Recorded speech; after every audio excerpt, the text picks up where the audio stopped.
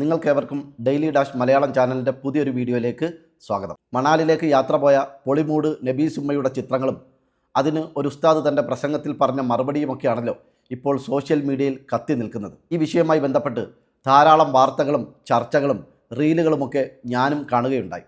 മുള്ളിനെ മുള്ളുകൊണ്ടെടുക്കണം എന്ന ശൈലിയിൽ ചില റീലുകളിലൊക്കെ ഖുർആൻ ഓതിക്കൊണ്ടാണ് ഉസ്താദിന് പലരും മറുപടി പറയുന്നത്. കൂട്ടത്തിൽ ഉസ്താദിന് മറുപടി എന്ന നിലയിൽ ഒരാൾ ഒരു റീല് ചെയ്യുകയും അതിൽ ഖുർആനിൽ നിന്നുള്ള ഏതോ ഒരു ആയത്ത് ഓതിയിട്ട് അദ്ദേഹം അതിന് അർത്ഥം പറഞ്ഞത് ഇങ്ങനെയാണ്: ഈ ഭൂമിയിൽ ധാരാളം അത്ഭുതങ്ങൾ അള്ളാഹു ഒരുക്കി വെച്ചിട്ടുണ്ട്. മനോഹരമായ കാഴ്ചകളും കണ്ണിന് വിശ്വസിക്കാൻ പറ്റാത്ത മനോഹരമായ അനുഭവങ്ങളുമൊക്കെ അള്ളാഹു സംവിധാനിച്ച് വെച്ചിട്ടുണ്ട്.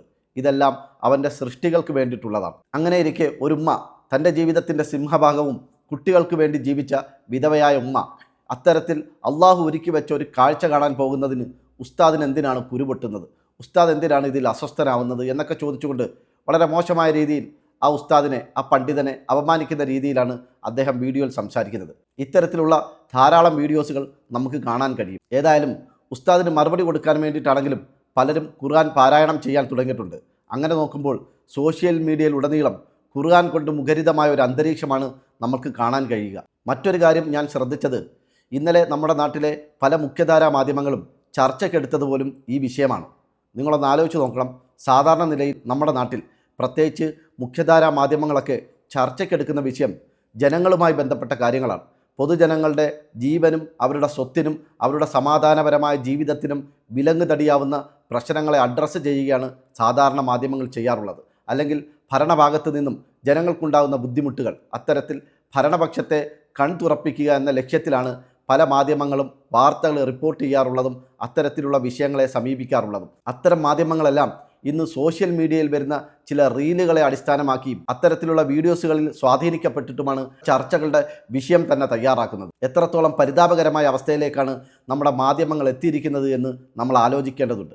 മുഖ്യധാരാ മാധ്യമങ്ങളെന്ന് പറയുമ്പോൾ മനോരമയും മാതൃഭൂമിയും 24-ഉം റിപ്പോർട്ടറും അടക്കമുള്ള മുഴുവൻ ചാനലുകളും പലതരത്തിലുള്ള തലക്കെട്ടുകൾ കൊടുത്തുകൊണ്ട് ഈ വിഷയമാണ് ചർച്ചയ്ക്കെടുത്തത്. നമ്മുടെ രാജ്യത്തിൻ്റെ നിലനിൽപ്പുമായി ബന്ധപ്പെട്ട് രാജ്യത്തിൻ്റെ രഹസ്യ സ്വഭാവമുള്ള പല കാര്യങ്ങളും ശത്രുക്കൾക്ക് ചോർത്തിക്കൊടുത്തതിൻ്റെ പേരിൽ 2 തീവ്രവാദികൾ അറസ്റ്റ് ചെയ്യപ്പെട്ട സമയത്താണ് നമ്മുടെ മാധ്യമങ്ങൾ മണാലിലേക്ക് യാത്ര പോയ നബീസ് ഉമ്മയുടെ വിഷയവും അതിനൊരു ഉസ്താദ് പറഞ്ഞ മറുപടിയുമൊക്കെ എടുത്തു വെച്ചുകൊണ്ട് വലിയ ചർച്ചകൾ സംഘടിപ്പിച്ചിരിക്കുന്നത്.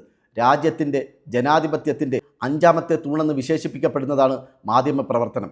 ആ മാധ്യമ പ്രവർത്തനവും അതിൻ്റെ പ്രവർത്തകരും എത്രത്തോളം അപമാനകരമായ അവസ്ഥയിലേക്കാണ് അധപ്പതിച്ചത് എന്ന് ഈ സംഭവം വെച്ച് തന്നെ നമുക്ക് വിലയിരുത്താവുന്നതാണ്. നബീസ് ഉമ്മയുടെ മണാലിലേക്കുള്ള യാത്രയും മഞ്ഞുവാരി കളിക്കലുമൊക്കെ തൻ്റെ വിശ്വാസികളോടായി, സൂക്ഷ്മമായി ജീവിക്കാൻ ആഗ്രഹിക്കുന്ന വിശ്വാസികളോടായി ഒരു ഉണർത്തൽ എന്ന നിലയിൽ, ഒരു ഉദാഹരണമായി അദ്ദേഹം എടുത്തു പറഞ്ഞതിന് മറുപടി എന്ന നിലയിൽ ഖുർആനിലെ ആയത്തുകളൊക്കെ എടുത്തു വെച്ചുകൊണ്ട്, ഹദീസുകളൊക്കെ എടുത്തു വെച്ചുകൊണ്ട് മറുപടി പറയുന്ന റീൽസുകാരോടും വീഡിയോ ചെയ്യുന്നവരോടുമൊക്കെയായി ചില കാര്യങ്ങൾ വിനയപൂർവ്വം എനിക്ക് ചോദിക്കാനുണ്ട്. അതിൻ്റെ ഭാഗമായി നിങ്ങൾ ആദ്യം ഈ വീഡിയോ ഒന്ന് കണ്ടു നോക്കൂ. അദ്ദേഹത്തിന്റെ തന്നെ സഹപ്രവർത്തകനും നാസ്തികതയ്ക്ക് വേണ്ടി കഠിനമായി അധ്വാനിക്കുകയും ചെയ്യുന്ന പീറ്റർ സിംഗർ എന്ന് പറയുന്ന മറ്റൊരു യൂറോപ്യൻ എഴുത്തുകാരനുണ്ട്.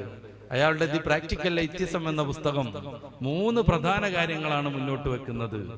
1, മാതാവ്, സഹോദരി, മകൾ പോലെയുള്ള അടുത്ത രക്തബന്ധമുള്ളവരോട് ലൈംഗിക ബന്ധം സമ്മതിച്ചു കിട്ടണം. ഈ വേദിയിൽ അത് പറയാൻ പറ്റുമെന്ന് എനിക്കറിയില്ല. അതിനാണ് ഇൻസിസ്റ്റ് എന്ന് പറയുന്നത്. നിങ്ങളുടെ നാടിനോട് ഏകദേശം ഓരം ചേർന്ന് നിൽക്കുന്ന കോട്ടയത്തുള്ള മനുപ്രസാദ് എന്ന് പറയുന്ന യുക്തിവാദികളുടെ നേതാവുണ്ട്. അയാൾ ഞങ്ങളുടെ നാട്ടിൽ കോഴിക്കോട് വന്നിട്ട് ഒരു വലിയ പ്രോഗ്രാമിൽ അവതരിപ്പിച്ച വിഷയം തന്നെ ഇൻസിസ്റ്റിന്റെ പ്രത്യേകതകളായിരുന്നു.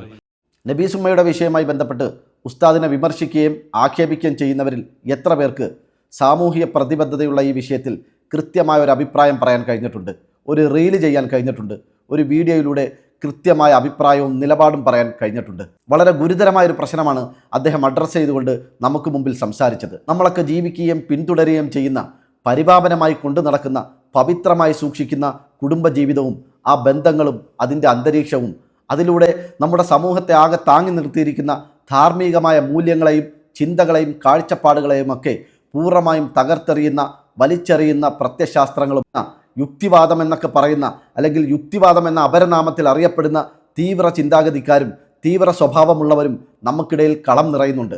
അല്ലെങ്കിൽ നമ്മൾക്കിടയിൽ അവരുടെ ചിന്തകളെയൊക്കെ കടത്തിവിടുന്നുണ്ട്. അതിനെക്കുറിച്ചൊക്കെ കൃത്യമായി ആ വിഷയം അഡ്രസ്സ് ചെയ്ത് സംസാരിക്കാൻ നിങ്ങളിൽ എത്ര പേർക്ക് സാധിക്കുന്നുണ്ട്? അല്ലെങ്കിൽ സാമൂഹിക പ്രതിബദ്ധതയുള്ള ഒരു വിഷയം ജനങ്ങൾക്കിടയിൽ ബോധവൽക്കരണം എന്ന നിലയിൽ മുമ്പോട്ട് കൊണ്ടുവരാൻ നിങ്ങളിൽ എത്ര പേര് ശ്രമിക്കാറുണ്ട്? ലൈംഗികത അല്ലെങ്കിൽ സെക്സ് എന്ന് പറഞ്ഞാൽ അത് നൈസർഗികമായിട്ടുള്ള ഒന്നാണെന്നും അതിനെ തടയപ്പെടേണ്ടതല്ലെന്നും ബന്ധങ്ങളുടെ പേരിൽ, ഏതെങ്കിലും തരത്തിലുള്ള രക്തബന്ധങ്ങളുടെ പേരിൽ, കുടുംബ ബന്ധങ്ങളുടെ പേരിൽ, മറ്റേതെങ്കിലും തരത്തിലുള്ള ബന്ധങ്ങളുടെ പേരിൽ അത്തരം സെക്സുകൾക്ക് പരിധി നിശ്ചയിക്കാൻ പാടില്ല. അത് ശരിയല്ല. കാരണം എല്ലാ ബന്ധങ്ങളും തേടുന്ന മനുഷ്യൻ പൂർണ്ണമായും സംതൃപ്തി കണ്ടെത്തുന്നത് സെക്സിലാണ്. അതുകൊണ്ട് തന്നെ സെക്സിന് പരിധി നിശ്ചയിക്കാൻ പാടില്ല. അതുകൊണ്ട് മകന് അമ്മയോടൊപ്പം കിടക്ക പങ്കിടണമെന്ന് തോന്നിയാൽ അതിനുള്ള അവസരങ്ങൾ ഉണ്ടാകണം. മകൾക്ക് അച്ഛനുമായി കിടക്ക പങ്കിടണമെന്ന് തോന്നിയാൽ അതിനുള്ള സൗകര്യങ്ങൾ ഉണ്ടാകണം. സഹോദരനും സഹോദരിക്കും പരസ്പരം സെക്സിൽ ഏർപ്പെടണമെന്ന് തോന്നിയാൽ ബന്ധങ്ങൾ തടസ്സമാവാൻ പാടില്ല, പ്രതിബന്ധങ്ങൾ ഉണ്ടാവാൻ പാടില്ല. അത്രത്തോളം വിശാലമായ ചിന്തയിലേക്ക്, വിശാലമായ കാഴ്ചപ്പാടിലേക്ക് ലോകം മാറണം എന്ന അപകടകരമായ ഇത്തരം വാദങ്ങൾക്കെതിരെ സാമൂഹിക പ്രതിബദ്ധത എന്ന നിലയിൽ ഒരു വീഡിയോ ചെയ്യാൻ, ഒരു റീല് ചെയ്യാൻ നിങ്ങളിൽ എത്ര പേർക്ക് സാധിച്ചിട്ടുണ്ട്? ആരിഫ് ഹുസൈനെ പോലെയുള്ളവർ, ഇത്തരത്തിലുള്ള ചിന്തകൾ ഉള്ളിൽ പേർന്ന ആരിഫ് ഹുസൈനെ പോലെ തീവ്ര ചിന്താഗതിയുള്ളവരൊക്കെ ചില സ്കൂൾ കുട്ടികൾക്ക് മുമ്പിൽ വന്ന് സംസാരിക്കുന്നത് കാണാനിടയായി, വിദ്യാർത്ഥികളുമായി സംവദിക്കുന്നത് കാണാനിടയായി. എത്രത്തോളം അപകടകരമായ ഒരു രീതിയിലേക്കാണ്, ഒരു ശൈലിയിലേക്കാണ് അത്തരത്തിലുള്ള കാര്യങ്ങൾ പോകുന്നത് എന്ന് നമ്മൾ ആലോചിക്കേണ്ട സമയമാണ്. അത്തരം വിഷയങ്ങളിലൊക്കെ കൃത്യമായി ആ വിഷയത്തെ അഡ്രസ്സ് ചെയ്ത് സംസാരിക്കാൻ ഈ ഉസ്താദിന് കഴിഞ്ഞിട്ടുണ്ട്.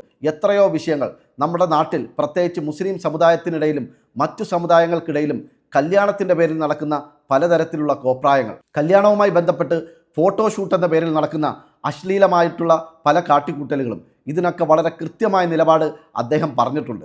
1-2 ദിവസങ്ങൾ മുമ്പ് വരെ നമ്മുടെ നാട്ടിൽ സജീവ ചർച്ചയായി നിന്ന റാഗിങ്ങിനെ കുറിച്ച്, എന്തുകൊണ്ട് വിദ്യാർത്ഥികളിൽ ഇത്തരത്തിലുള്ള മനോഭാവങ്ങൾ ഉണ്ടാകുന്നു, എന്തുകൊണ്ട് വിദ്യാർത്ഥികൾ ഈ രീതിയിലേക്ക് മാറുന്നു, അവരെ എങ്ങനെയാണ് സംസ്കരിക്കേണ്ടത്, എന്താണ് ഇതിനൊക്കെ പരിഹാരം, വളരെ കൃത്യമായി സമൂഹത്തിനോട് അദ്ദേഹം സംസാരിക്കുന്നുണ്ട്. നിങ്ങളിൽ എത്ര പേർക്ക് ഈ വിഷയത്തിൽ ഒരു റീൽ ചെയ്യാൻ കഴിഞ്ഞിട്ടുണ്ട്? നിങ്ങളിൽ എത്ര പേർക്ക് ഈ വിഷയത്തിൽ കൃത്യമായൊരു നിലപാടെടുക്കാനും ഒരു പരിഹാരം നിർദ്ദേശിക്കാനും സാധിച്ചിട്ടുണ്ട്? ഏറെ സാമൂഹ്യ പ്രസക്തിയുള്ള പ്രണയവും പ്രണയത്തിൻ്റെ പേരിൽ നടക്കുന്ന കൊലപാതകങ്ങളും, കത്തികൊണ്ട് കുത്തേറ്റും പെട്രോൾ ഒഴിച്ച് കത്തിച്ചും പ്രണയപ്പകയിൽ പൊലിഞ്ഞടങ്ങുന്ന എത്രയെത്ര പെൺകുട്ടികൾ, എത്രയെത്ര ജീവിതങ്ങൾ. ആദരാഞ്ജലികൾ സഹോദരി, കണ്ണീർ പൂക്കൾ, പ്രണാമം എന്നൊക്കെ ഒരു പോസ്റ്റ് ഇടാനല്ലാതെ നിങ്ങൾക്ക് എത്ര പേർക്ക് ഈ വിഷയത്തിൽ ഒരു പരിഹാരം നിർദ്ദേശിക്കാൻ കഴിഞ്ഞിട്ടുണ്ട്? ആ രീതിയിൽ സമൂഹത്തിനൊരു നന്മയുള്ള മെസ്സേജ് എന്ന നിലയിൽ ഒരു റീൽ ചെയ്യാൻ കഴിഞ്ഞിട്ടുണ്ട്? എത്ര പേർക്ക് ഒരു വീഡിയോ ചെയ്യാൻ സാധിച്ചിട്ടുണ്ട്? മറ്റൊരു കാര്യം, കുറച്ചു കാലങ്ങൾക്ക് മുമ്പ് ഗണപതിയുടെ വിഷയവുമായി ബന്ധപ്പെട്ട്, ഗണപതി മിത്താണെന്ന ഷംസീറിൻ്റെ പരാമർശവുമായി ബന്ധപ്പെട്ട് മുസ്ലിം സമുദായത്തെ ആകമാനം ആക്ഷേപിക്കുകയും അപമാനിക്കുകയും ചെയ്യുന്ന, മുസ്ലിങ്ങളുടെ വിശ്വാസത്തെ പരിഹസിക്കുകയും ചെയ്യുന്ന ധാരാളം വാർത്തകളും അഭിപ്രായങ്ങളും നമ്മൾ കണ്ടിട്ടുണ്ട്. അതിലേറ്റവും മോശവും ഏറെ വിവാദമായതും നായന്മാരുടെ നേതാവായ സുകുമാരൻ നായർ പറഞ്ഞ ഈ അഭിപ്രായമായിരുന്നു.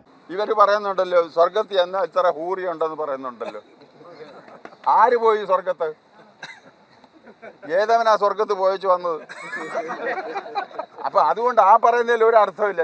ഗണപതി മിത്ത് വിവാദത്തിൽ മുസ്ലിം സമുദായത്തിൻ്റെ വിശ്വാസധാരകളെ പൂർണ്ണമായും ആക്ഷേപിച്ചുകൊണ്ടും അപമാനിച്ചുകൊണ്ടുമാണ് സുകുമാരൻ നായർ സംസാരിച്ചത്. നബീസ് ഉമ്മയുടെ വിഷയവുമായി ബന്ധപ്പെട്ട് ഇന്ന് ഖുർആനിലെ ആയത്തുകൾ എടുത്തു വെച്ചുകൊണ്ട് അതിൻ്റെ അർത്ഥങ്ങളൊക്കെ പറഞ്ഞുകൊണ്ട് ഉസ്താദിന് മറുപടി കൊടുക്കുന്ന നിങ്ങളിൽ എത്ര പേർക്ക് അന്ന് ഈ വിഷയത്തിൽ സമുദായത്തെ ആക്ഷേപിച്ച, മുസ്ലിങ്ങളുടെ വിശ്വാസത്തെ പരിഹസിച്ച സുകുമാരൻ നായർക്ക് നിങ്ങളിൽ എത്ര പേർക്ക് മറുപടി കൊടുക്കാൻ സാധിച്ചിട്ടുണ്ട്?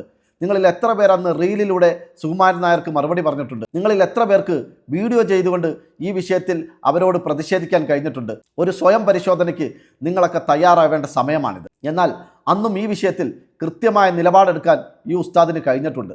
സുകുമാരൻ നായർക്കും അയാളെ പിൻപറ്റിയവർക്കും, അന്ന് ഈ വിഷയവുമായി ബന്ധപ്പെട്ട് മുസ്ലിങ്ങളുടെ വിശ്വാസത്തെ പരിഹസിച്ചവർക്കും, ആ പരിഹാസം കണ്ട് കൈയടിച്ചവർക്കും, അവരോടൊപ്പം നിന്ന് ഇസ്ലാമിൻ്റെ, മുസ്ലിങ്ങളുടെ വിശ്വാസത്തെ നോക്കി പല്ലിളിച്ച് കാണിച്ചവർക്കും കൃത്യമായ മറുപടി ഹൈന്ദവരുടെ വേദങ്ങൾ എടുത്തു വെച്ചുകൊണ്ട്, രാമായണവും മഹാഭാരതവും അതിലെ ശ്ലോകങ്ങളുമൊക്കെ ഉദ്ധരിച്ചുകൊണ്ട് വളരെ കൃത്യമായി തന്നെ ഉസ്താദ് അന്ന് മറുപടി കൊടുത്തിട്ടുണ്ട്. മഹാഭാരതത്തിന്റെ വനപർവ്വത്തിന്റെ 168 കാണ്ഡത്തിന്റെ 6-ാം മണ്ഡലത്തിന്റെ 7-ാമത്തെ സൂക്തത്തിൽ പറയുന്നത് എന്താണെന്നറിയുന്നത്?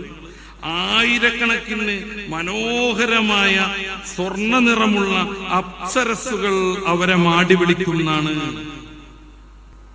സ്വർഗത്തിലേക്ക് എത്തുമ്പോ ആയിരക്കണക്കിന് അപ്സരസ്സുകൾ. മഹാഭാരതത്തിന്റെ തന്നെ 13-ാം അധ്യായത്തിന്റെ 79-ാം കാണ്ഡത്തിന്റെ 27-ാമത്തെ ശ്ലോകത്തിൽ ആയിരക്കണക്കിന് സുന്ദരമായ നിതംബങ്ങളുള്ള സ്ത്രീകൾ അവരെ കാത്തിരിക്കുന്നു എന്നാണ്. ഹൂറികൾ. കൂടുതൽ ഇനിയും എനിക്ക് ഉദ്ധരിക്കാൻ പറ്റും. ഒരുപക്ഷെ ഞങ്ങളെ പരിഹസിക്കാൻ നിങ്ങൾ പറയുന്ന എണ്ണത്തേക്കാൾ അധികം ഏകദേശം ആയിരക്കണക്കിന് ഹൂറിമാരെ നിങ്ങളുടെ മതവും ഓഫർ ചെയ്യുന്നുണ്ട്. നിങ്ങളുടെ സ്വർഗത്തിൽ അവരെയൊക്കെ ദൈവം സൃഷ്ടിച്ചു വെച്ചിട്ടുണ്ട് എന്ന് അവരുടെ വേദങ്ങൾ ഉന്നയിച്ചുകൊണ്ട് തന്നെ, അവരുടെ വേദങ്ങൾ നിരത്തിക്കൊണ്ട് തന്നെ മറുപടി പറയുകയാണ് ചെയ്യുന്നത്. നിങ്ങളിൽ എത്ര പേർക്ക് ഇത്തരത്തിൽ ക്രിയാത്മകമായ ഇടപെടൽ നടത്താൻ സാധിച്ചിട്ടുണ്ട്? ഇസ്ലാമിൻ്റെ വിശ്വാസങ്ങളെ, മുസ്ലിം സമുദായത്തെ സംശയത്തിൻ്റെ മുനയിൽ നിർത്തുമ്പോൾ, അല്ലെങ്കിൽ അത് പറഞ്ഞ് ഒരു കൂട്ടം ആളുകൾ നിരന്തരം പരിഹസിക്കുമ്പോൾ നിങ്ങളിൽ എത്ര പേർക്ക് ഈ രീതിയിൽ റീൽ ചെയ്തുകൊണ്ട് അല്ലെങ്കിൽ ഒരു വീഡിയോ ചെയ്തുകൊണ്ട് നിങ്ങളുടെ അഭിപ്രായങ്ങൾ പറയാൻ കഴിഞ്ഞിട്ടുണ്ട്? കൃത്യമായ മറുപടി പറയാൻ കഴിഞ്ഞിട്ടുണ്ട്?